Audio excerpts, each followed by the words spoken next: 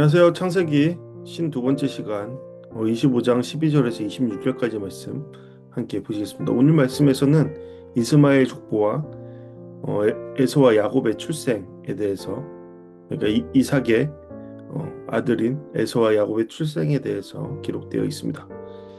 이 본문은 크게 두 부분으로 나뉘어져 있습니다. 첫째는 이스마엘의 족보와 죽음입니다. 그리고 두 번째는 이삭의 가정에서 에서와 야곱이 태어나는 이야기입니다. 네, 겉으로 보면 단순히 족보와 출생 이야기처럼 보일 수 있습니다. 하지만 이 말씀 속에는 매우 중요한 하나님의 메시지가 담겨 있습니다. 그것은 바로 이것입니다. 하나님은 역사 속에서 자신의 약속을 신실하게 이루어 가신다. 이스마엘도 분명히 하나님의 축복을 받은 존재였습니다. 그는 많은 자손을 두었고 장수했습니다. 그러나 하나님께서 언약의 계보로 선택하신 사람은 바로 이삭이었습니다. 그리고 그 이삭의 가정에서 또 한 번 놀라운 일이 일어납니다. 쌍둥이가 태어나는데 장자가 아니라 둘째가 하나님의 계획 속에서 선택되는 것입니다. 이 말씀을 통해 우리는 한 가지 중요한 사실을 발견하게 됩니다. 하나님의 역사는 인간의 기준이 아니라 하나님의 주권적인 선택으로 이루어져 간다라는 것입니다. 먼저 성경은 앞서서 아브라함의 죽음 이후에 이어서 이스마엘의 족보를 소개하고 있습니다. 이스마엘은 아브라함의 아들이었죠. 하지만 그는 사라의 아들이 아니라 여종 하갈에게서 태어난 아들이었습니다. 본문은 바로 이러한 이스마엘의 12아들이 기록되어 있습니다.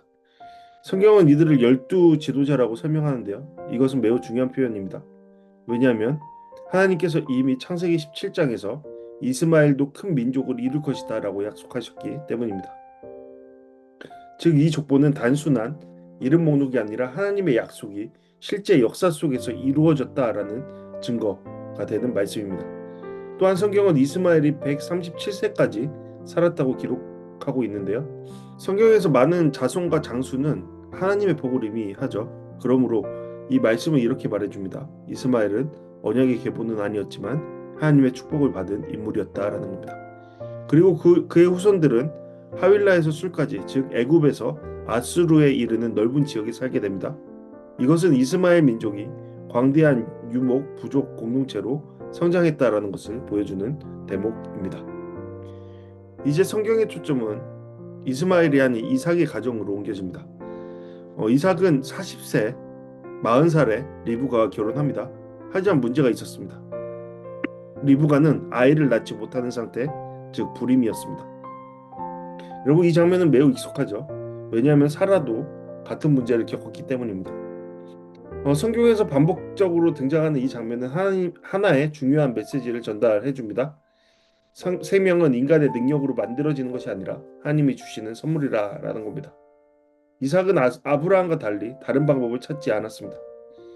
이삭은 하나님께 기도했습니다. 성경은 이렇게 말합니다. 이삭이 그의 아내를 위하여 여호와께 간구하매 여호와께서 그의 간구를 들으셨으므로 리브가가 임신하였더니. 이 장면은 우리에게 기도의 중요성을 보여주는 것이죠. 문제를 해결하는 가장 중요한 방법은 하나님께 나아가는 겁니다. 리브가는 임신했지만 그러한 축복을 받았지만 그러던 중에 또 다른 문제가 생기죠. 태중에서 두 아이가 서로 싸우기 시작한 겁니다. 네, 쌍둥이를 임신한 것이죠. 리브가는 이러한 상황에 너무 괴로워서 하나님께 물었습니다. 이럴 경우에는 내가 어떻게 해야겠습니까? 이 질문은 단순한 질문이 아닙니다. 왜 이런 일이 나에게 일어납니까? 라는 인생이 깊은 질문이다 라고 볼 수 있습니다. 하나님은 리브가에게 이렇게 말씀하십니다.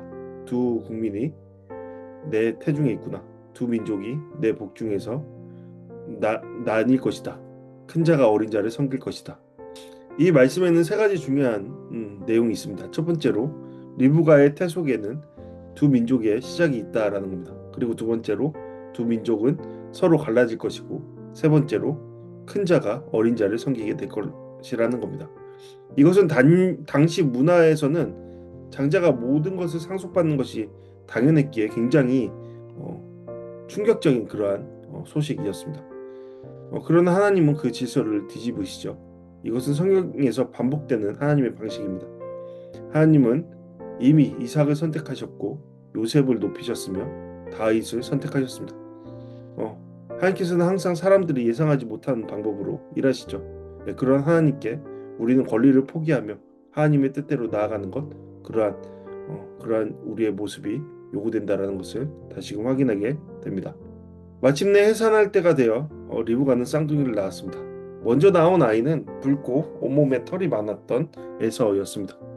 그리고 둘째가 태어나는데 둘째는 태어나면서 형의 발 뒤꿈치를 잡고 있었습니다. 그래서 이 이름을 야곱이라고 했습니다. 야곱은 그 이름의 뜻이 발꿈치를 잡다라는 의미에서 나왔습니다. 이 장면은 단순한 출생 장면이 아니죠. 이것은 앞으로 이 두 아들 가운데 이 아들의 관계 속에서 이루어질 것들을 미리 예상케 하는 장면입니다. 이미 이 순간부터 형과 동생 사이에 갈등과 역사가 시작되었습니다. 그리고 더 중요한 것은 하나님께서 그분의 계획 속에서 이미 그 일을 이루어 가지고 있었다라는 그러한 사실입니다.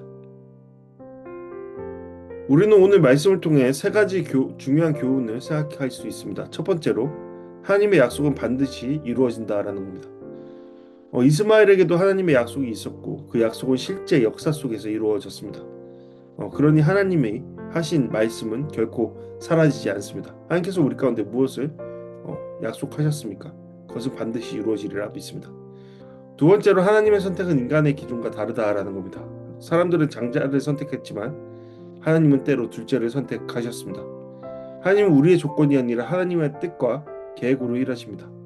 여기서 우리가 해야 할 일은 통제권을 버리고 주님을 바라보고 주님의 일하심을 따라 나아가는 것이겠죠. 네, 통제권, 우리 가운데 주어진 것이 아니라 하나님의 주권에 따라 우리는 나아가야 될 존재라는 것을 다시금 생각해 보게 됩니다.